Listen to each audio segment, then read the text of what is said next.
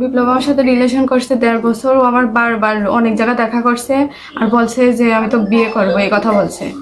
আচ্ছা, বিপ্লবটা কে, মানে এই কার ছেলে এটা? শফির ছেলে। কোথায় বাড়ি, কি ওলাটেই? ওলাটেই। শফির ছেলে ওলাট, কি করে ও, এমনি কি করে বিপ্লব? ও ডিপ্লোমা কমপ্লিট করবে আর কি, করে নাই এখনো। আচ্ছা, স্টুডেন্ট। কিভাবে সম্পর্ক হলো কিভাবে আপনাদের দুইজনের মধ্যে? এমনি কথা বলতে বলতে ও আমাকে অনেক কথা বলতো বলতো জাদু করে হলেও তো বিয়ে করবে, এমনও কথা ও আমাকে বলছে। আচ্ছা, এসব কথা বলার পর থেকে ও আমার বলতো যে তোর আমি যেভাবে হোক বিয়ে করবোই, তুই দেখে নিস। আমি বলতাম যে আচ্ছা কিভাবে হয় আমি দেখবো। তারপরে এরকম কথা বলতে বলতে ও আমার জন্য সব, মানে ওর ফ্যামিলি সবাই জানে। ওর ফ্যামিলি, ওর আব্বু আম্মু, ওর বোনরা, ওর দোলাভাইরা সবাই জানে। সবাই জানার পরেও এরকম কাজ করলো। ও আমার আসতে বলছে, বলছে, বলার পর দেখামাখা করে আমার সাথে জোর জবরদস্তি করছে। তা আপনি এখন কি চান? বিয়ে করবো বিপ্লবকে।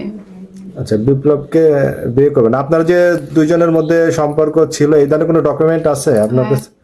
ডকুমেন্টস আছে, দুজনের পিক টিক সবকিছু আছে।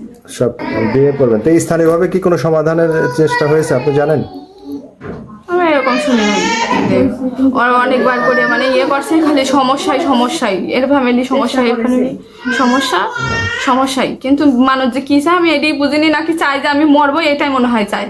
বিপ্লব এটাই চায়, মনে হয় ওর ফ্যামিলি ওইটাই চায়, মনে হয় মরা লাগবে, মরলে এখানেই মরবো। ঠিকই। তা ওকে বিয়ে করবেন? হ্যাঁ, ওকে বিয়ে করবো করে দিছি। আপনি কি করেন এমনি? ইন্টার সেকেন্ড ইয়ার এক্সাম দিব। কোথা থেকে? বনখোলা কলেজ।